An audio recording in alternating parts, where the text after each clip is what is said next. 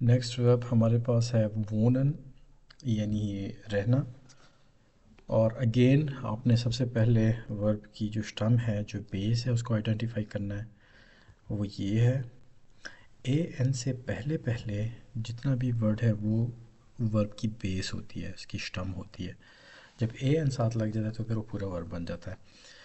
تو ہم شروع کرتے ہیں ایش کے ساتھ. ایش وونے، سیم پرنسپل اپلائی ہوگا جس طرح پچھلی ویڈیوز میں آپ نے دیکھا ہے. ڈو وونسٹ، ایس ٹھے لگ گیا.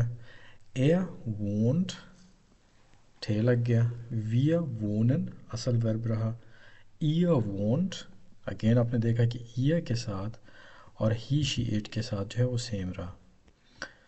زی وونن، زی وونن.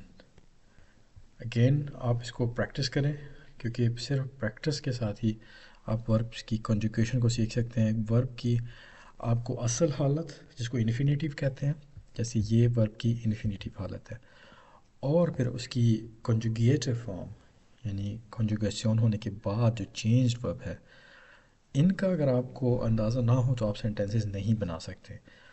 اس لیے آپ کا کام یہ ہے کہ آپ ورب کی انفینیٹیو فارم کو سیکھیں، اصل حالت جو ہے، اور پھر اس کی کنجوگیشن کو سیکھیں اس طرح ٹیبل کی حالت میں.